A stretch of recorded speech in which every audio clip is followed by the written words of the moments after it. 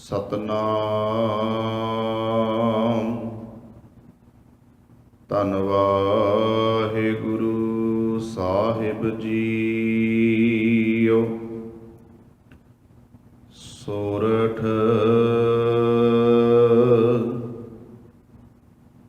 ਮਹੱਲਾ ਨੌਵਾਂ। ਮਨ ਰੇ ਕੌਣ ਕੁਮਤ ਤੈ ਲੀਨੀ, ਪਰ ਦਾਰਾ ਨਿੰਦਿਆ ਰਸ ਰਚਿਓ। ਰਾਮ ਭਗਤ ਨਹਿ ਕੀਨੀ, ਮਨ ਰੇ ਕੌਣ ਕੁਮਤ ਤੈ ਲੀਨੀ, ਪਰ ਦਾਰਾ ਨਿੰਦਿਆ ਰਸ ਰਚਿਓ। ਰਾਮ ਭਗਤ ਨਹਿ ਕੀਨੀ। ਰਹਾਉ ਮੁਕਤ ਪੰਥ ਜਾਣਿਓ ਤੈ ਨਾਹਿਨ, ਧਨ ਜੋਰਨ ਕੋ ਧਾਇਆ। ਅੰਤ ਸੰਗ ਕਾਹੂ ਨਹੀਂ ਦੀਨਾ, ਬਿਰਥਾ ਆਪ ਬੰਧਾਇਆ। ਨਾ ਹਰ ਭਜਿਓ ਨਾ ਗੁਰ ਜਨ ਸੇਵਿਓ, ਨਾ ਉਪਜਿਓ ਕਛ ਗਿਆਨਾ। ਘਟ ਹੀ ਮਾਹੇ ਨਿਰੰਜਨ ਤੇਰਾ, ਤੈ ਖੋਜਤ ਉਦਿਆਨਾ। ਬਹੁਤ ਜਨਮ ਪਰਮਤ ਤੈ ਹਾਰਿਓ, ਅਸਥਿਰ ਮਤ ਨਹੀਂ ਪਾਈ। ਮਾਨਸ ਦੇਹ ਪਾਏ ਪਦ ਹਰ ਭਜ, ਨਾਨਕ ਬਾਤ ਬਤਾਈ। ਬਹੁਤ ਜਨਮ ਪਰਮਤ ਤੈ ਹਾਰਿਓ, ਅਸਥਿਰ ਮਤ ਨਹੀਂ ਪਾਈ। ਮਾਨਸ ਦੇਹ ਪਾਏ ਪਦ ਹਰ ਭਜ, ਨਾਨਕ ਬਾਤ ਬਤਾਈ। ਵਾਹਿਗੁਰੂ ਜੀ ਕਾ ਖਾਲਸਾ, ਵਾਹਿਗੁਰੂ ਜੀ ਕੀ ਫਤਿਹ। ਪਰਮ ਸਨਮਾਨਯੋਗ ਚਵਰ ਛਤਰ ਤਖਤ ਦੇ ਮਾਲਕ ਜੁਗੋ ਜੁਗ ਅਟਲ, ਧੰਨ ਧੰਨ ਸਤਿਗੁਰੂ ਗੁਰੂ ਗ੍ਰੰਥ ਸਾਹਿਬ ਸੱਚੇ ਪਾਤਸ਼ਾਹ ਜੀ ਦੀ ਪਾਵਨ ਪਵਿੱਤਰ ਹਜ਼ੂਰੀ ਅੰਦਰ ਸੁਭਾਏਮਾਨ ਗੁਰੂ ਸਵਾਰੇ ਸਤਸੰਗੀ ਜਨੋ, ਧੰਨ ਸਤਿਗੁਰੂ ਗੁਰੂ ਗ੍ਰੰਥ ਸਾਹਿਬ ਸੱਚੇ ਪਾਤਸ਼ਾਹ ਜੀ ਦੀ ਰਹਿਮਤ ਬਖਸ਼ਿਸ਼ ਹੋਈ ਹੈ। ਅੰਮ੍ਰਿਤ ਵੇਲੇ ਤੋਂ ਗਰੀਬ ਨਵਾਜ ਪਾਤਸ਼ਾਹ ਧੰਨ ਸਤਿਗੁਰੂ ਗੁਰੂ ਗ੍ਰੰਥ ਸਾਹਿਬ ਸੱਚੇ ਪਾਤਸ਼ਾਹ ਜੀ ਤਖਤ ਸਾਹਿਬ ਤੇ ਪ੍ਰਕਾਸ਼ਮਾਨ ਹੋ ਕੇ ਸੰਗਤਾਂ ਨੂੰ ਦਰਸ਼ਨ ਦੀਦਾਰ ਬਖਸ਼ਿਸ਼ ਕਰਕੇ ਨਿਹਾਲ ਕਰ ਰਹੇ ਹਨ। ਅੰਮ੍ਰਿਤ ਵੇਲੇ ਦੇ ਸਜੇ ਹੋਏ ਦੀਵਾਨਾਂ ਵਿੱਚ ਨਿਤਨੇਮ ਬਾਣੀਆਂ ਦੇ ਪਾਠ ਹੋਏ, ਵਾਹਿਗੁਰੂ ਗੁਰਮੰਤਰ ਦੇ ਜਾਪ ਹੋਏ, ਉਪਰੰਤ ਆਸਾ ਦੀ ਵਾਰ ਦਾ ਕੀਰਤਨ ਆਪ ਜੀਆਂ ਨੇ ਸਰਵਣ ਕੀਤਾ ਹੈ। ਭਾਈ ਅਸ਼ੋਕ ਸਿੰਘ ਜੀ ਗੰਗਾ ਨਗਰ ਵਾਲੇ, ਉਹਨਾਂ ਦੇ ਰਾਗੀ ਜਥੇ ਪਾਸੋਂ। ਉਪਰੰਤ ਜੋ ਸਤਿਗੁਰਾਂ ਨੇ ਅੱਜ ਦਾ ਇਲਾਹੀ ਫਰਮਾਨ ਪ੍ਰਕਾਸ਼ਮਾਨ ਹੋ ਕੇ ਬਖਸ਼ਿਸ਼ ਕੀਤਾ ਸਮੁੱਚੀ ਮਾਨਵਤਾ ਦੇ ਭਲੇ ਲਈ, ਉਸ ਦਾ ਪਾਠ ਆਪ ਜੀਆਂ ਨੇ ਸਰਵਣ ਕੀਤਾ ਹੈ। ਧੰਨ ਧੰਨ ਸਤਿਗੁਰੂ ਸ੍ਰੀ ਗੁਰੂ ਤੇਗ ਬਹਾਦਰ ਸੱਚੇ ਪਾਤਸ਼ਾਹ ਮਹਾਰਾਜ ਜੀ ਦਾ ਅੱਜ ਦਾ ਫਰਮਾਨ ਸੋਰਠ ਰਾਗ ਵਿੱਚ ਹੈ। ਗੁਰੂ ਗ੍ਰੰਥ ਸਾਹਿਬ ਜੀ ਦੇ ਪਾਵਨ ਅੰਗ 631 ਅਤੇ 32 ਅੰਗ ਤੇ ਪਾਵਨ ਪਵਿੱਤਰ ਸ਼ਬਦ ਸੁਭਾਇਮਾਨ ਹੈ। ਸ੍ਰੀ ਗੁਰੂ ਤੇਗ ਬਹਾਦਰ ਸੱਚੇ ਪਾਤਸ਼ਾਹ ਮਹਾਰਾਜ ਜੀ ਦੇ ਜਿਤਨੇ ਵੀ ਸ਼ਬਦ ਹਨ, ਧੰਨ ਗੁਰੂ ਤੇਗ ਬਹਾਦਰ ਮਹਾਰਾਜ ਜੀ ਦੇ ਸ਼ਬਦਾਂ ਦੇ ਵਿੱਚ ਪਹਿਲੀਆਂ ਹੀ ਪੰਕਤੀਆਂ ਰਹਾਉ ਵਾਲੀਆਂ ਨੇ। ਸ੍ਰੀ ਗੁਰੂ ਤੇਗ ਬਹਾਦਰ ਮਹਾਰਾਜ ਜੀ ਅੱਜ ਦੇ ਪਾਵਨ ਪਵਿੱਤਰ ਸ਼ਬਦ ਵਿੱਚ ਜੋ ਸਮੁੱਚੀ ਮਾਨਵਤਾ ਨੂੰ ਸੁਨੇਹਾ ਦੇ ਰਹੇ ਹਨ, ਧੰਨ ਸ੍ਰੀ ਗੁਰੂ ਤੇਗ ਬਹਾਦਰ ਮਹਾਰਾਜ ਜੀ ਕਹਿੰਦੇ ਨੇ, ਮਨ ਨੂੰ ਸੰਬੋਧਨ ਕਰਦਿਆਂ ਹੋਇਆਂ, ਹੇ ਮਨਾ, ਤੂੰ ਕਿਹੜੀ ਭੈੜੀ ਤੇ ਪੁੱਠੀ ਮੱਤ ਲੈ ਲਈ ਹੈ। ਉਹ ਭੈੜੀ ਤੇ ਪੁੱਠੀ ਮੱਤ ਲੈਣ ਤੋਂ ਭਾਵ ਕਿ ਤੂੰ ਹਰ ਵੇਲੇ ਪਰ ਦਾਰਾ, ਦਾਰਾ ਮੈਨੇ ਹੁੰਦਾ ਇਸਤਰੀ, ਪਰਾਏ ਧਨ, ਨਿੰਦਿਆ, ਇਸ ਰਸ ਵਿੱਚ ਹੀ ਤੂੰ ਖਚਤ ਰਹਿੰਦਾ ਹੈ ਤੇ ਉਸ ਰਮੇ ਹੋਏ ਰਾਮ ਪ੍ਰਭੂ ਪਰਮਾਤਮਾ ਵਾਹਿਗੁਰੂ ਪਰਮੇਸ਼ਰ ਦੀ ਭਗਤੀ, ਉਹਦਾ ਸਿਮਰਨ, ਉਹਦਾ ਨਾਮ, ਇਸ ਬੰਨੇ ਤੇਰਾ ਮਨ ਕਿਉਂ ਨਹੀਂ ਤੁਰਦਾ। ਤੇਰਾ ਮਨ ਹਰ ਬੰਨੇ ਹਰ ਵੇਲੇ ਪੁੱਠਾ ਹੀ ਕਿਉਂ ਸੋਚਦਾ ਹੈ, ਪੁੱਠੇ ਬੰਨੇ ਹੀ ਕਿਉਂ ਚੱਲਦਾ ਹੈ। ਇਹ ਮੇਰੇ ਮਨਾ, ਤੂੰ ਕਿਹੜੀ ਭੈੜੀ ਤੇ ਪੁੱਠੀ ਮੱਤ ਧਾਰਨ ਕਰ ਲਈ ਹੈ। ਧੰਨ ਸ੍ਰੀ ਗੁਰੂ ਗ੍ਰੰਥ ਸਾਹਿਬ ਸੱਚੇ ਪਾਤਸ਼ਾਹ ਮਹਾਰਾਜ ਜੀ ਦੀ ਪਾਵਨ ਪਵਿੱਤਰ ਬਾਣੀ ਵਿੱਚ ਮਨ ਨੂੰ ਸੰਬੋਧਨ ਕਰਕੇ ਸਤਿਗੁਰੂ ਗਰੀਬ ਨਿਵਾਜ ਪਾਤਸ਼ਾਹ ਮਹਾਰਾਜ ਜੀ ਨੇ ਇਸ ਮਨ ਨੂੰ ਸਮਝਾਉਂਦਿਆਂ ਹੋਇਆ ਕਈ ਸ਼ਬਦ ਵਰਤੇ ਨੇ ਕਿ ਹੇ ਮਨਾ, ਤੂੰ ਉਸ ਪ੍ਰਭੂ ਪਰਮਾਤਮਾ ਵਾਲੇ ਬੰਨੇ ਨੂੰ ਤੁਰ, ਪਰਮੇਸ਼ਰ ਦੀ ਵਡਿਆਈ, ਉਹਦੀ ਉਸਤਤ ਕਰ। ਸਤਿਗੁਰੂ ਗਰੀਬ ਨਿਵਾਜ ਸੱਚੇ ਪਾਤਸ਼ਾਹ ਮਹਾਰਾਜ ਜੀ ਦੀ ਸਾਰੀ ਬਾਣੀ ਮਨੁੱਖ ਨੂੰ ਜੀਵਨ ਜਾਚ ਸਿਖਾਉਂਦੀ ਹੈ। ਸ੍ਰੀ ਗੁਰੂ ਗ੍ਰੰਥ ਸਾਹਿਬ ਸੱਚੇ ਪਾਤਸ਼ਾਹ ਮਹਾਰਾਜ ਜੀ ਦੀ ਪਾਵਨ ਪਵਿੱਤਰ ਬਾਣੀ ਦੇ ਬਚਨ ਨੇ। ਸਾਹਿਬ ਕਹਿੰਦੇ ਉਸ ਮਾਲਕ ਦੇ ਚਰਨਾਂ ਵਿੱਚ ਇਹ ਅਰਦਾਸ ਕਰਨੀ ਚਾਹੀਦੀ ਹੈ ਤੇ ਅਰਦਾਸ ਕਰਕੇ ਉਸ ਮਾਲਕ ਦੇ ਕੋਲੋਂ ਉਹ ਮੱਤ ਮੰਗਣੀ ਚਾਹੀਦੀ ਹੈ, ਉਹ ਅਕਲ, ਉਹ ਸੂਝ-ਬੂਝ ਮੰਗਣੀ ਚਾਹੀਦੀ ਹੈ, ਜਿਸ ਸੂਝ-ਬੂਝ ਅਕਲ ਦੇ ਨਾਲ ਪ੍ਰਭੂ ਪਰਮਾਤਮਾ ਵਾਹਿਗੁਰੂ ਪਰਮੇਸ਼ਰ ਦੇ ਨਾਮ ਨਾਲ ਜੁੜਿਆ ਜਾਏ, ਉਸ ਦੇ ਰੱਬੀ ਗੁਣਾਂ ਨੂੰ ਧਾਰਨ ਕੀਤਾ ਜਾਵੇ। ਸਤਿਗੁਰੂ ਗਰੀਬ ਨਿਵਾਜ ਪਾਤਸ਼ਾਹ ਜੀ ਦੇ ਬੜੇ ਸੁੰਦਰ ਬਚਨ ਹਨ। ਸਾਹਿਬ ਜੀ ਕਹਿੰਦੇ ਨੇ, ਸਾ ਮਤ ਦੇਹੋ ਦਇਆਲ ਪ੍ਰਭ ਜਿਤ ਤੁਮਹਿ ਆਰਾਧ। ਹੇ ਵਾਹਿਗੁਰੂ ਜੀ, ਉਹ ਮੈਨੂੰ ਮੱਤ, ਉਹ ਮੈਨੂੰ ਅਕਲ, ਉਹ ਮੈਨੂੰ ਸੂਝ-ਬੂਝ ਦਿਓ, ਜਿਹਦੇ ਨਾਲ ਹੇ ਪਰਮੇਸ਼ਰ ਜੀ ਤੇਰਾ ਆਰਾਧਨ, ਤੇਰਾ ਸਿਮਰਨ ਕਰਦੇ ਰਹੀਏ। ਸਾ ਮਤ ਦੇਹੋ ਦਇਆਲ ਪ੍ਰਭ ਜਿਤ ਤੁਮਹਿ ਆਰਾਧ। ਹੇ ਵਾਹਿਗੁਰੂ, ਜਿਹਦੇ ਨਾਲ ਮੈਂ ਤੇਰਾ ਸਿਮਰਨ, ਤੈਨੂੰ ਆਰਾਧਦਾ ਰਵਾਂ, ਉਹ ਮੈਨੂੰ ਅਕਲ, ਉਹ ਮੈਨੂੰ ਮੱਤ ਚਾਹੀਦੀ ਹੈ। ਸ੍ਰੀ ਗੁਰੂ ਅਰਜਨ ਦੇਵ ਸੱਚੇ ਪਾਤਸ਼ਾਹ ਮਹਾਰਾਜ ਜੀ ਸੁਖਮਣੀ ਸਾਹਿਬ ਦੀ ਬਾਣੀ ਅੰਦਰ ਵੀ ਗਰੀਬ ਨਿਵਾਜ ਪਾਤਸ਼ਾਹ ਬਖਸ਼ਿਸ਼ ਕਰਦੇ ਨੇ, ਗੁਰ ਕੀ ਮੱਤ ਤੂੰ ਲੇਹ ਇਆਨੇ, ਭਗਤ ਬਿਨਾ ਬਹੁ ਡੂਬੇ ਸਿਆਣੇ। ਸਾਹਿਬ ਕਹਿੰਦੇ ਨੇ, ਹੇ ਜੀਵ, ਤੂੰ ਗੁਰੂ ਦੀ ਮੱਤ ਨੂੰ ਧਾਰਨ ਕਰ, ਗੁਰੂ ਦੀ ਮੱਤ ਲੈ। ਇਹ ਗਿਆਨੀ, ਇਹ ਇਆਣੇ ਮਨੁੱਖ ਗੁਰੂ ਦੀ ਮੱਤ ਨੂੰ ਧਾਰਨ ਕਰ।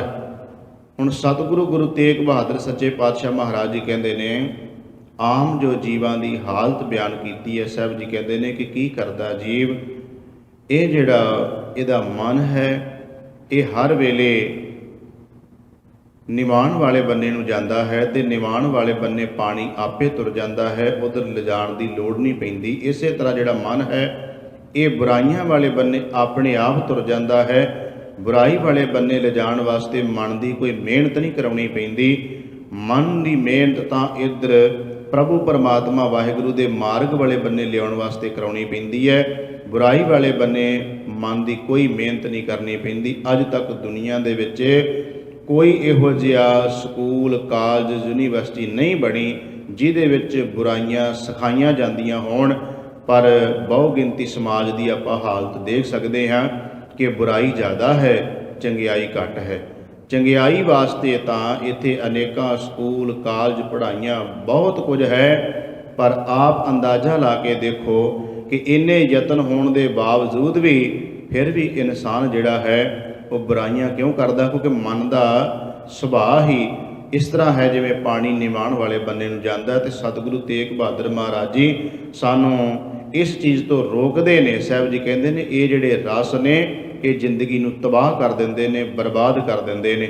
ਦੋ ਸ਼ਬਦ ਸਤਿਗੁਰੂ ਮਹਾਰਾਜ ਜੀ ਨੇ ਪਹਿਲੀ ਪੰਕਤੀ ਵਿੱਚ ਵਰਤੇ ਹਨ। ਇੱਕ ਵਰਤਿਆ ਹੈ ਪਰਾਇਆ ਤਨ, ਦੂਜਾ ਵਰਤਿਆ ਹੈ ਨਿੰਦਿਆ। ਇਹ ਦੋ ਚੀਜ਼ਾਂ ਨੂੰ ਸਮਝਣਾ ਬੜਾ ਜ਼ਰੂਰੀ ਹੈ। ਸਤਿਗੁਰੂ ਗੁਰੂ ਗ੍ਰੰਥ ਸਾਹਿਬ ਸੱਚੇ ਪਾਤਸ਼ਾਹ ਮਹਾਰਾਜ ਜੀ ਦੀ ਪਾਵਨ ਪਵਿੱਤਰ ਬਾਣੀ ਅੰਦਰ ਮੇਰੇ ਗਰੀਬ ਨਿਵਾਜ ਪਾਤਸ਼ਾਹ ਮਹਾਰਾਜ ਜੀ ਕਹਿੰਦੇ ਨੇ, ਜੇ ਕੋਈ ਮਨੁੱਖ ਪਰਾਏ ਤਨ ਦੇ ਵੱਲੇ ਹਰ ਵੇਲੇ ਆਪਣੀ ਰੁਚੀ ਰੱਖਦਾ ਹੈ, ਤੇ ਮੇਰੇ ਸਾਹਿਬ ਜੀ ਨੇ ਉਸ ਦੇ ਮਨੁੱਖ ਦਾ ਜ਼ਿਕਰ ਕੀਤਾ। ਸਤਿਗੁਰੂ ਕਹਿੰਦੇ ਉਹਦੀ ਹਾਲਤ, ਉਹਦਾ ਜੀਵਨ ਕਿੱਦਾਂ ਦਾ ਹੋ ਜਾਂਦਾ ਹੈ। ਸਾਹਿਬ ਜੀ ਕਹਿੰਦੇ ਨੇ, ਕਾਮ ਕ੍ਰੋਧ ਕਾਇਆ ਕੋ ਗਾਲੇ, ਜਿਉਂ ਕੰਚਨ ਸੁਹਾਗਾ ਢਾਲੇ। ਸਾਹਿਬ ਜੀ ਕਹਿੰਦੇ ਨੇ ਇਹ ਕਾਇਆ ਨੂੰ ਗਾਲ ਕੇ ਰੱਖ ਦਿੰਦੀਆਂ ਹਨ ਚੀਜ਼ਾਂ। ਜਦੋਂ ਅੱਜ ਅਸੀਂ ਇਸ ਨੂੰ ਦੂਜੇ ਪੱਖ ਨਾਲ ਵੇਖਦੇ ਹਾਂ ਕਿ ਵਿਗਿਆਨਕ ਪੱਖ ਨਾਲ ਵੇਖ ਲਓ, ਡਾਕਟਰੀ ਪੱਖ ਨਾਲ ਵੇਖ ਲਓ, ਤੇ ਇਹ ਗੱਲ ਬੜੀ ਸਪਸ਼ਟ ਸਾਹਮਣੇ ਆ ਗਈ ਹੈ ਕਿ ਇਹ ਸਮਾਜ ਦੇ ਲੋਕੋ, ਜੇ ਤੁਸੀਂ ਇਹ ਵਿਕਾਰ ਨਾ ਆਪਣੇ ਅੰਦਰੋਂ ਛੱਡਿਆ ਤੇ ਇਸ ਬਿਮਾਰੀ ਦਾ, ਇਹਦੇ ਤੋਂ ਕੋਈ ਬਿਮਾਰੀ ਦਾ ਇਲਾਜ ਦੁਨੀਆ ਵਿੱਚ ਕੋਈ ਨਹੀਂ ਹੈ। ਤੇ ਫਿਰ ਜਦੋਂ ਇਹ ਚੀਜ਼ਾਂ ਅਸੀਂ ਗੁਰੂ ਮਹਾਰਾਜ ਜੀ ਦੀ ਬਾਣੀ ਨੂੰ ਸਾਹਮਣੇ ਰੱਖ ਕੇ ਵੇਖਦੇ ਹਾਂ ਕਿ ਮਹਾਰਾਜ ਤੁਸੀਂ ਤਾਂ ਪਹਿਲਾਂ ਹੀ ਕਿਰਪਾ ਕਰ ਦਿੱਤੀ, 500 ਸਾਲ ਪਹਿਲਾਂ ਸਾਨੂੰ ਦੱਸ ਗਏ ਕਿ ਪਰ ਤੇਰਾ ਰੂਪ ਨਾ ਪੇਖੈ ਨੇਤਰ। ਮਹਾਰਾਜ ਤੁਸੀਂ ਪਹਿਲਾਂ ਹੀ ਸੁਚੇਤ ਕਰ ਦਿੱਤਾ ਹੈ ਕਿ ਇਸ ਵਿਕਾਰ ਤੋਂ ਬਚ ਜਾਵੋ। ਧੰਨ ਗੁਰੂ ਗੋਬਿੰਦ ਸਿੰਘ ਸੱਚੇ ਪਾਤਸ਼ਾਹ ਮਹਾਰਾਜ ਨੇ ਤੇ ਇੰਨੀ ਕਿਰਪਾ ਕਰ ਦਿੱਤੀ। ਖੰਡੇ ਬਾਟੇ ਦੀ ਪੌੜ ਜਦੋਂ ਸਤਿਗੁਰਾਂ ਦਿੱਤੀ ਹੈ ਤੇ ਮੇਰੇ ਗਰੀਬ ਨਿਵਾਜ ਪਾਤਸ਼ਾਹ ਮਹਾਰਾਜ ਜੀ ਨੇ ਜਿਹਦੇ 5 ਕਕਾਰ ਬਖਸ਼ਿਸ਼ ਕੀਤੇ, ਉੱਥੇ 4 ਬੱਜਰ ਕਰੈਤਾਂ ਦੇ ਵਿੱਚ ਇੱਕ ਇਹਨੂੰ ਵੀ ਦਰਜ ਕਰ ਦਿੱਤਾ, ਬੱਜਰ ਕਰੈਤ ਨੂੰ, ਜੋ ਪਰਾਏ ਤਨ ਵਾਲਾ ਬੱਜਰ ਕਰੈਤ ਹੈ। ਸਤਿਗੁਰੂ ਮਹਾਰਾਜ ਜੀ ਨੇ ਇਸ ਨੂੰ ਇਹਦੇ ਵਿੱਚ ਸ਼ਾਮਲ ਕਰ ਦਿੱਤਾ ਕਿ ਇਹ ਇਨਸਾਨ, ਇਹ ਐਡਾ ਵੱਡਾ ਗੁਨਾਹ ਹੈ ਕਿ ਧੰਨ ਗੁਰੂ ਗੋਬਿੰਦ ਸਿੰਘ ਮਹਾਰਾਜ ਜੀ ਨੇ ਇਹਦੇ ਤੋਂ ਸਿੱਖ ਨੂੰ ਇੰਨਾ ਕੁ ਸੁਚੇਤ ਕੀਤਾ ਹੈ। ਸਤਿਗੁਰੂ ਮਹਾਰਾਜ ਜੀ ਨੂੰ ਪਤਾ ਸੀ ਸਾਰਾ। ਮੇਰੇ ਗਰੀਬ ਨਿਵਾਜ ਜਾਣਦੇ ਸਨ ਕਿ ਇਸ ਭੈੜੇ ਕਰਮ ਤੋਂ ਜਿਹੜਾ ਬਿਮਾਰੀ ਪੈਦਾ ਹੋਏਗੀ, ਲਾ ਇਲਾਜ ਹੋਏਗੀ, ਜਿਹਦਾ ਇਲਾਜ ਕੋਈ ਨਹੀਂ, ਕਹਿਣ ਤੋਂ ਭਾਵ ਮੇਰਾ ਹੈ ਏਡਸ ਵਰਗੀਆਂ ਬਿਮਾਰੀਆਂ ਜਿਹੜੀਆਂ ਨੇ ਉਹ ਇੱਥੋਂ ਹੀ ਪੈਦਾ ਹੋਈਆਂ ਜਦੋਂ ਮਨੁੱਖ ਨੇ ਆਪਣਾ ਆਚਰਣ ਜਿਹੜਾ ਸੀ ਉਹ ਸਾਫ਼ ਸੁਥਰਾ ਨਾ ਰੱਖਿਆ। ਆਪਣੇ ਆਚਰਣ ਤੋਂ ਜਦੋਂ ਮਨੁੱਖ ਗਿਰ ਗਿਆ ਤਾਂ ਇਹ ਬਿਮਾਰੀਆਂ ਸਮਾਜ ਵਿੱਚ ਆਈਆਂ।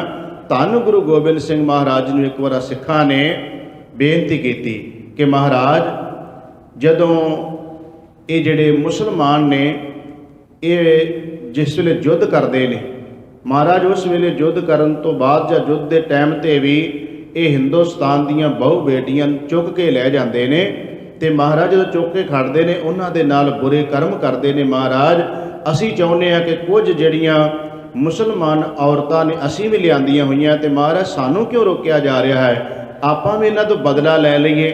ਤੇ ਕਵੀ ਸੰਤੋਖ ਸਿੰਘ ਜੀ ਕਹਿੰਦੇ ਨੇ, ਗੁਰੂ ਗੋਬਿੰਦ ਸਿੰਘ ਮਹਾਰਾਜ ਜੀ ਨੂੰ ਇਹ ਗੱਲ ਸੁਣੀ, ਧੰਨ ਗੁਰੂ ਗੋਬਿੰਦ ਸਿੰਘ ਸੱਚੇ ਪਾਤਸ਼ਾਹ ਮਹਾਰਾਜ ਜੀ ਨੇ ਉਸੇ ਵੇਲੇ ਉਹਨਾਂ ਸਿੱਖਾਂ ਨੂੰ, ਧੰਨ ਗੁਰੂ ਗੋਬਿੰਦ ਸਿੰਘ ਸੱਚੇ ਪਾਤਸ਼ਾਹ ਮਹਾਰਾਜ ਜੀ ਵਰਜਦੇ ਨੇ ਤੇ ਕੀ ਕਹਿੰਦੇ ਨੇ ਗੁਰੂ ਗੋਬਿੰਦ ਸਿੰਘ ਮਹਾਰਾਜ ਜੀ।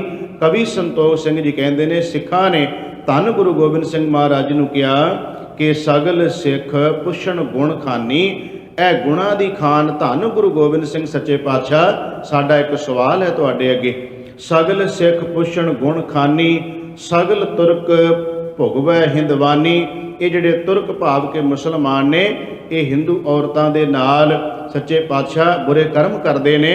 ਤੇ ਸਾਹਿਬ ਕਹਿੰਦੇ ਨੇ, ਸਿੱਖ ਕਹਿੰਦੇ ਨੇ, ਸਿੱਖ ਬਦਲਾ ਲੈ ਭਲਾ ਜਨਾਵੇ। ਮਹਾਰਾਜ ਅਸੀਂ ਚਾਹੁੰਦੇ ਕਿ ਇਹਨਾਂ ਤੋਂ ਬਦਲਾ ਲਿਆ ਜਾਵੇ ਤੇ ਗੁਰੂ ਸ਼ਾਸਤਰਨ ਕਿਉਂ ਵਰਜ ਹਟਾਵੇ। ਮਹਾਰਾਜ ਸਾਨੂੰ ਕਿਉਂ ਵਰਜਿਆ ਜਾਂਦਾ, ਕਿਉਂ ਹਟਾਇਆ ਜਾਂਦਾ ਹੈ। ਤੇ ਗੁਰੂ ਗੋਬਿੰਦ ਸਿੰਘ ਨੇ ਜਿਹੜਾ ਜਵਾਬ ਦਿੱਤਾ, ਕਵੀ ਸੰਤੋਖ ਸਿੰਘ ਜੀ ਕਹਿੰਦੇ ਨੇ, ਸਤਿਗੁਰੂ ਜੀ ਨੇ ਕਿਹਾ, ਸੁਣ ਸਤਿਗੁਰ ਬੋਲੇ ਤਿਸ ਬੇਰੇ।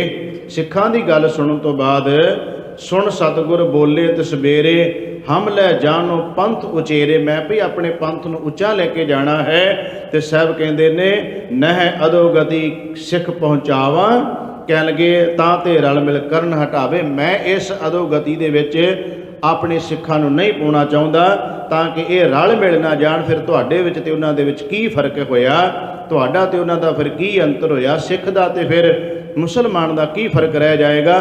ਧੰਨ ਗੁਰੂ ਗੋਬਿੰਦ ਸਿੰਘ ਸੱਚੇ ਪਾਤਸ਼ਾਹ ਮਹਾਰਾਜ ਜੀ ਨੇ ਇਸ ਕੁਕਰਮ ਤੋਂ ਬੜੀ ਸਖਤੀ ਦੇ ਨਾਲ ਸਿੱਖਾਂ ਨੂੰ ਰੋਕਿਆ ਹੈ। ਜਦੋਂ ਅਸੀਂ ਫਿਰ ਇਤਿਹਾਸ ਵਿੱਚੋਂ ਇਸ ਚੀਜ਼ ਨੂੰ ਤੱਕਦੇ ਹਾਂ ਤੇ ਸਾਡੇ ਸਾਹਮਣੇ ਸਿੱਖਾਂ ਦੇ ਆਚਰਣ, ਸਿੱਖਾਂ ਦੇ ਕਰੈਕਟਰ ਦੀਆਂ ਜਿਹੜੀਆਂ ਮਿਸਾਲਾਂ ਨੇ ਉਹ ਸਾਡੇ ਸਾਹਮਣੇ ਮਿਲਦੀਆਂ ਨੇ। 18ਵੀਂ ਸਦੀ ਦੇ ਟਾਈਮ ਤੇ ਇਹ ਇੱਕ ਸ਼ਬਦ ਬਣ ਚੁੱਕਿਆ ਸੀ ਸਾਡੇ ਸਿੱਖਾਂ ਦੇ, ਸਾਡੇ ਬਜ਼ੁਰਗਾਂ ਦੇ ਜੀਵਨ ਕਰੈਕਟਰ ਵੱਲੇ ਵੇਖ ਕੇ ਇੱਕ ਸ਼ਬਦ ਜੁੜ ਗਿਆ ਸੀ। ਉਹ ਸ਼ਬਦ ਕੀ, ਜਦੋਂ ਇੱਥੋਂ ਦੀਆਂ ਬਹੁ ਬੇਟੀਆਂ ਨੂੰ ਮੁਗਲ ਚੁੱਕ ਕੇ ਲਿਜਾਂਦੇ ਸਨ ਤੇ ਉਸ ਵੇਲੇ ਜਿਹੜੀਆਂ ਉਹ ਔਰਤਾਂ ਸੀ, ਉਹ ਬੀਬੀਆਂ ਸੀ, ਉਹ ਇੱਕ ਆਵਾਜ਼ ਦਿੰਦੀਆਂ ਸੀ, ਸ਼ਹੀ ਵੇ ਸ਼ਹੀ ਰਨ ਬਸਰੇ ਨੂੰ ਗਈ, ਮੋੜੀ ਬਾਬਾ ਡਾਂਗ ਵਾਲਿਆ, ਮੋੜੀ ਬਾਬਾ ਕਛ ਵਾਲਿਆ।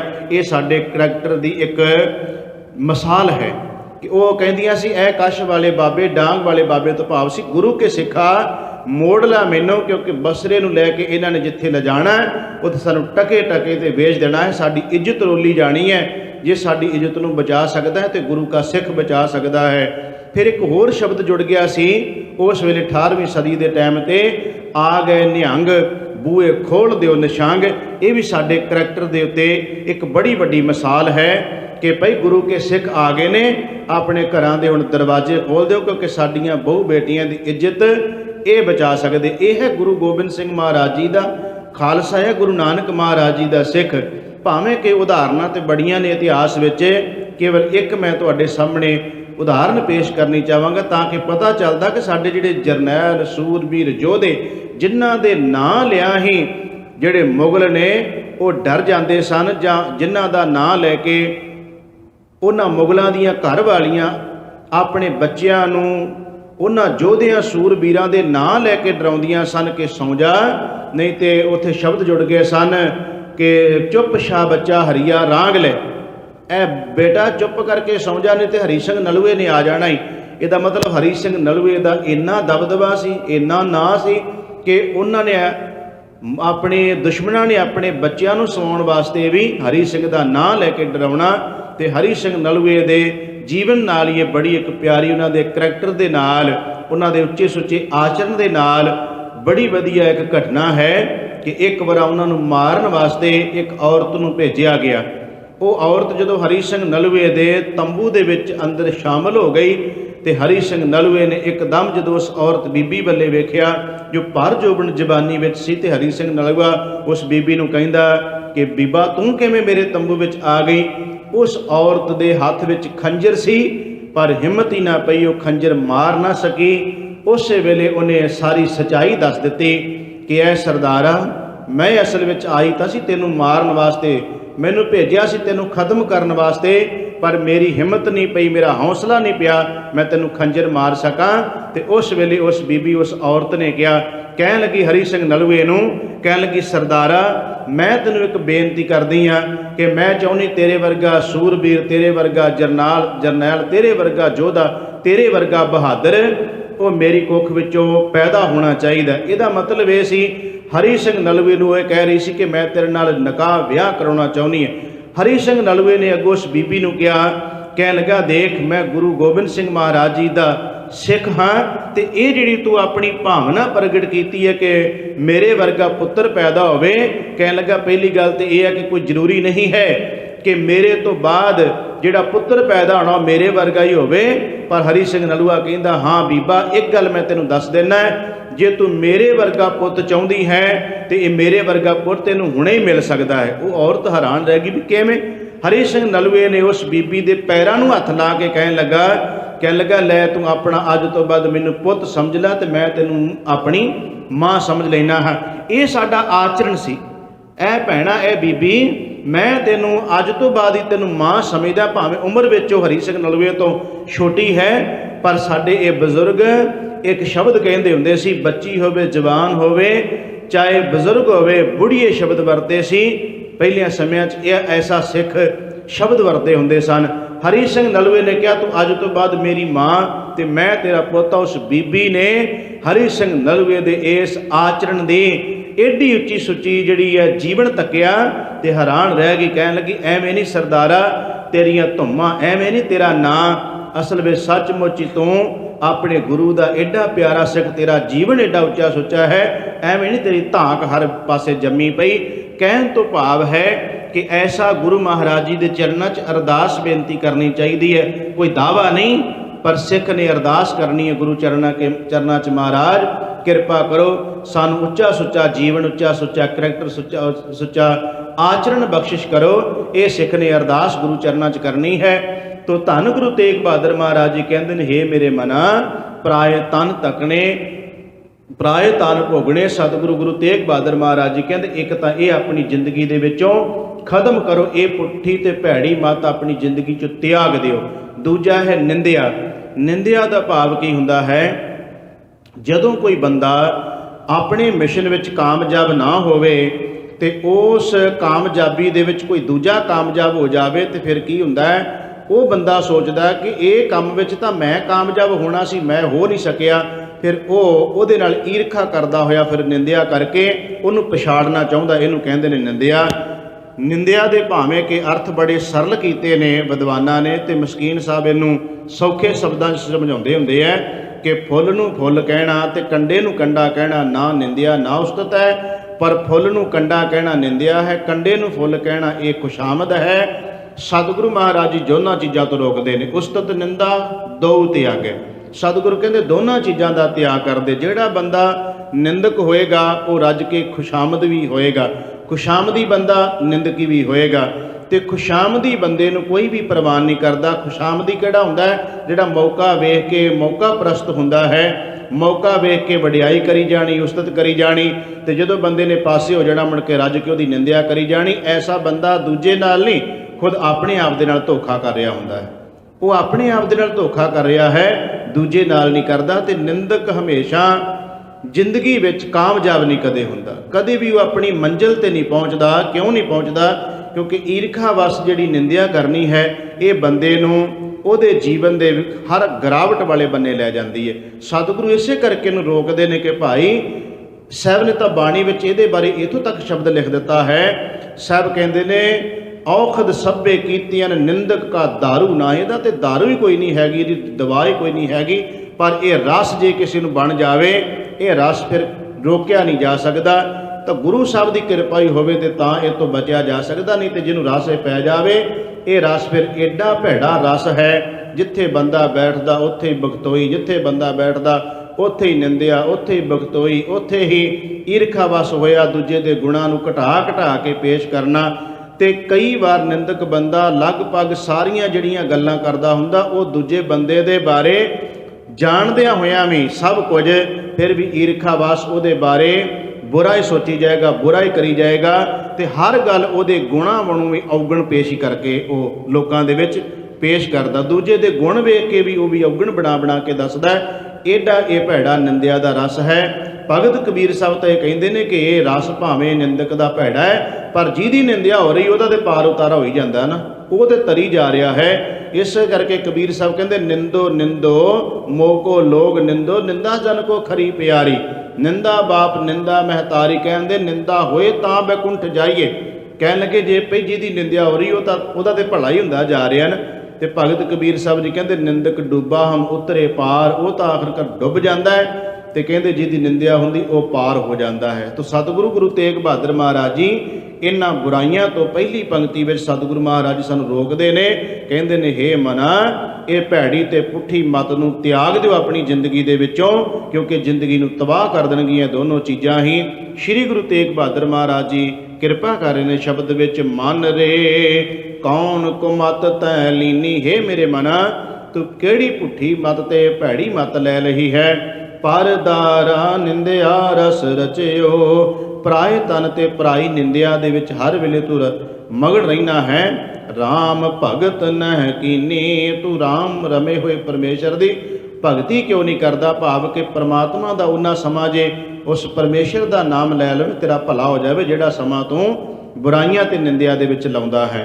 साहब कहंदे ने मुकत पंथ जानियो तै नाहिन, मुक्ति का जिहड़ा पंथ रस्ता है जिहदे तो असी जिस रस्ते ते चल के जिउंदे जी मुक्त होना इन्हां विकारां तो, गुरु तेग बहादुर महाराज जी कहते उस रस्ते बारे तो कभी जानकारी नहीं हासिल की, उधर तो कभी तो तुरदा ही नहीं है।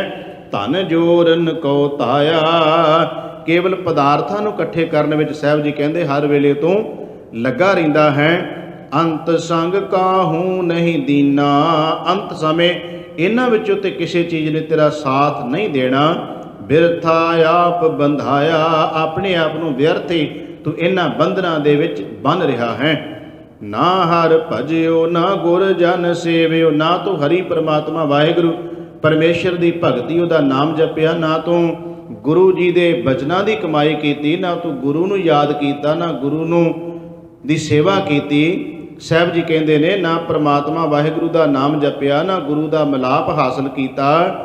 ਤੇ ਸ੍ਰੀ ਗੁਰੂ ਤੇਗ ਬਹਾਦਰ ਮਹਾਰਾਜ ਕਹਿੰਦੇ ਨਾ ਹੈ ਉਪਜਿਓ ਕਛ ਗਿਆਨਾ, ਨਾ ਤੇਰੀ ਜ਼ਿੰਦਗੀ ਦੇ ਵਿੱਚ ਕੋਈ ਗਿਆਨ ਆਇਆ ਹੈ। ਕਿਹੜਾ ਗਿਆਨ?